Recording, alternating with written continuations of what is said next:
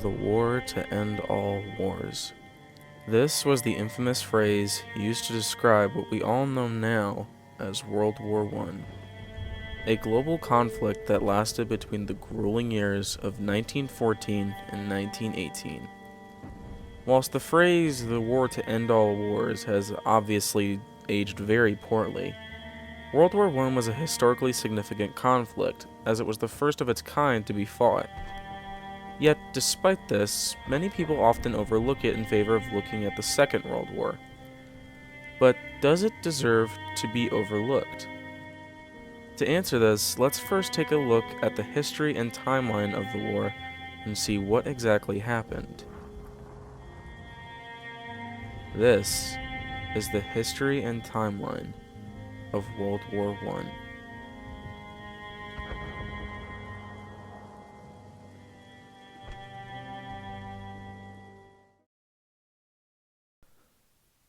The story starts in 1914 in the country of Austria-Hungary. In the southern portion of Austria-Hungary was a region called Bosnia. Many of the Bosnians wanted to have their own country and not be under the rule of Austria-Hungary. The country of Serbia, just south of the Austria-Hungary border, also wanted the freedom of the Bosnians. In June of 1914, Archduke Franz Ferdinand, the heir presumptive to the throne of Austria-Hungary, had planned and announced a trip to Sarajevo. When word of Franz Ferdinand's visit broke out, a group of Bosnian nationalists, with the help of the Black Hand, a terrorist group primarily consisting of Serbian assassins, forged a plan to assassinate Franz Ferdinand. On June 28, 1914, Franz Ferdinand and his wife were shot dead by Gavrilo Princip. Austria, feeling that the Serbian government may have had something to do with the assassination, sent a massive list of impossible demands to Serbia, and when Serbia declined the demands, Austria declared war on Serbia. Because of Austria's alliance with Germany and Serbia's alliance with Russia, who also had an alliance with France, Germany declared war on Russia on August 1st and declared war on France on August 3rd. On August 4th, Germany officially enacted the Schlieffen Plan. The Schlieffen Plan went something like this. Germany was under the belief that Russia would take a long while to actually get ready for war, so the plan was to invade France first and then invade Russia. However, Germany did not take into account France's massive fortifications around their border, so Germany hatched a new plan, to go around France through Belgium. Belgium had remained a neutral country since the war started, and Germany was going to use this to their advantage, thinking that Belgium would just surrender to them automatically. However, they didn't, and Belgium fought back as soon as Germany invaded. Great Britain had mostly decided to stay out of the war. However, because of Germany invading a neutral country, Great Britain officially declared war on Germany on August 4th. 2 days later, on August 6th, Austria declared war on Russia. By this point, the German army had already gotten through Belgium and through France's borders, and attempted to surround the French army. However, Germany was attacked by the army of Paris, forcing them to retreat further north, thus marking the failure of the Schlieffen Plan. On August 23rd, Japan would join the war against Germany due to their alliance with Great Britain, and also as a way to promote their expansionist policies at the time. On August 25th, Austria would follow up on this declaration by declaring war on Japan. Following up on the failure of the Schlieffen Plan, Germany was forced to come up with a new plan. This plan was to take over numerous ports along the French border to cut supplies coming in from Great Britain. Unfortunately, the Belgian army can't resist the German advances. Thus, a decision is made by the Belgian army to open up lock gates in the plain of Yser to flood the polders, leaving the German army stopped in their tracks. This leaves the front line edged out, which later led to the construction of over 700 kilometers of trenches leading from the North Sea to Switzerland. Back over on the Eastern Front, Germany was fighting off against a Russian offensive, which put a lot of pressure on Austria-Hungary. This would lead to the Ottoman Empire joining the war in Germany's defense, after a lot of hesitation to do so, that is. This opened up 3 new fronts, one in the Caucasus, one in the Sinai, and the third one in Kuwait. Britain would later attempt to weaken the Ottoman Empire by showing support for an Arab rebellion that resided in the Ottoman Empire by promising them freedom and liberated lands. In 1915, Italy, hoping to gain new territory, officially declared war on Austria-Hungary. Back over on the Western Front, the Allied and Axis powers were both stuck in a stalemate. Thus, they hatched several ideas to try to break the deadlock on the Western Front. One of their ideas was new frontiers. One of the main parts of this idea was for the Allied powers to jump on Germany's colonies in Africa, particularly German East Africa, where many locals were enlisted as soldiers and carriers by both sides. Japan also assisted in this idea by taking over many German colonies in East Asia. However, opening up new frontiers didn't exactly do much to change the war. Germany, knowing the fact that they had more men and supplies, knew they had to do something to break the stalemate. However, their method of achieving this would go against several of the rules of modern warfare at that time. Germany would commence several Zeppelin air raid attacks over British cities, attack the Allied trenches with chlorine gas, and use submarines to sink civilian ships.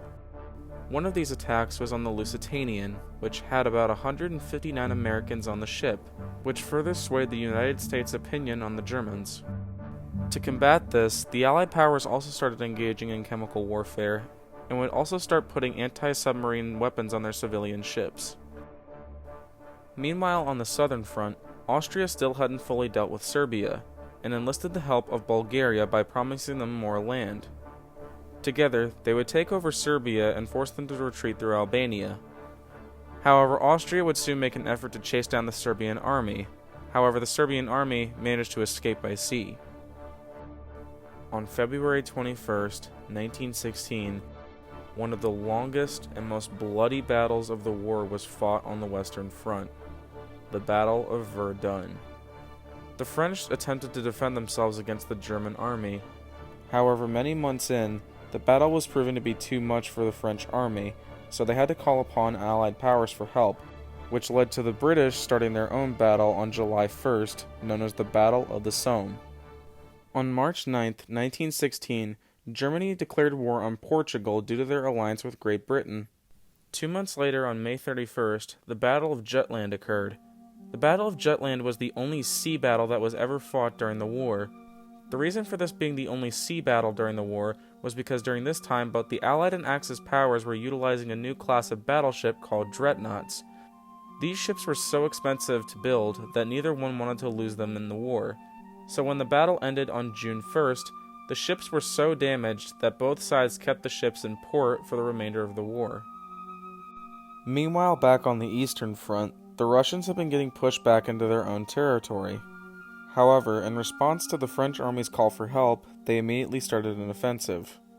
The offense was going well until Russia ran into one problem. Russia would unfortunately suffer a supply shortage during this offense. Most of the supplies that ran out were crucial in helping them with the war effort, so Russia was left stuck on the Eastern Front line. On July 2nd, 1917, after a national schism that had split the country in two for a stint of time, Greece joined the war in support of the Allied powers, thus starting a new offense. By 1917, it was looking like there was really no clear winner for the war. The deadlock on the Western Front was still very much present, the war had completely drained Russia of their supplies, and the new frontiers that were being opened up by the Allied powers didn't really seem to be helping much. At this point, it was really only a matter of who would break first. Around this time, Germany would resume their unrestricted submarine warfare. In more than a few of these attacks, the Germans would sink several U.S. cargo vessels, which further provoked the U.S. to join the war against Germany. However, the final straw for the U.S. came when Germany sent a secret telegram penned by Arthur Zimmerman that proposed an alliance between Germany and Mexico should the U.S. enter the war. Unfortunately for the Germans, the British intercepted this telegram and presented it to Washington.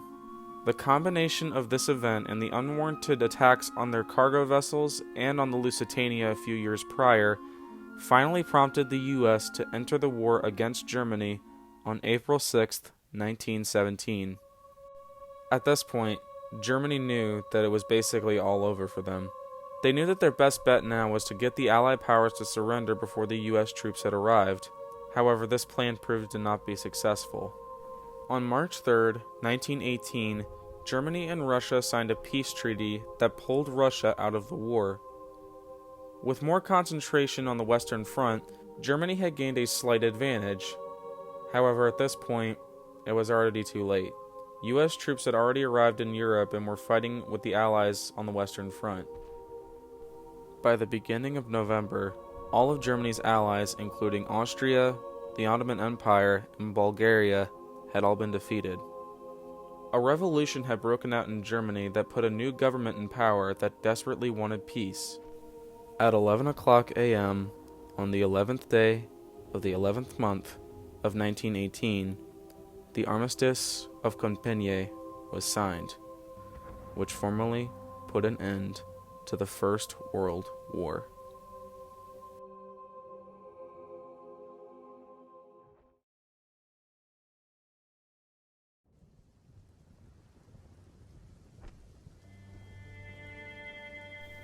And that is the entire history and timeline of World War I. Well, at least the mostly significant parts anyway. So now that we've gone through the entire timeline, let's ask the question that we asked at the beginning of this video. Does this war deserve to be overlooked? And the answer is yes and no. Let me explain. On one hand, yeah, you could argue that this war definitely didn't have as many historical landmarks as World War II. And when we look at the number of casualties during both wars, yeah, World War I doesn't even come in close comparing to World War II. But on the other hand, the argument could also be made that if World War I hadn't happened, then there would be no World War II. Heck, there might not even be a World War to begin with. It's widely known that in 1919, a year after the war had ended, the Allied powers had forced Germany to sign the Treaty of Versailles. This put Germany in a very tough spot for many, many years. They lost access to the Rhinelands, they weren't allowed to have an air force, their military was mostly disbanded, and to top it all off, Germany was slapped with a massive fine and owed the Allied powers a lot of money that they didn't have. In fact, Germany owed the Allied powers so much money that they were not fully able to pay back the Allied powers until 2010, a whopping 92 years after the war had originally ended. If World War I hadn't happened, then Germany may not have been put in that tough financial spot. And if Germany weren't put in that spot, then Hitler may not have been elected Chancellor of Germany. So really, if World War I hadn't happened, then maybe the whole concept of the World Wars wouldn't really even be a thing. Maybe, maybe not. But I think I'll let the viewers decide on this one. Does World War I deserve to be overlooked? Regardless of what you may think of the war or what should or should not have happened during the war, it shouldn't invalidate the sacrifices that were made during the war. Millions of troops laid down their lives on the front lines during the war, and many more innocent civilians were killed in isolated attacks. Regardless of what we may think, it's still very important that we honor and respect the people who have died in this war, and every war since this, and before this. Thank you all for watching, and have a good one.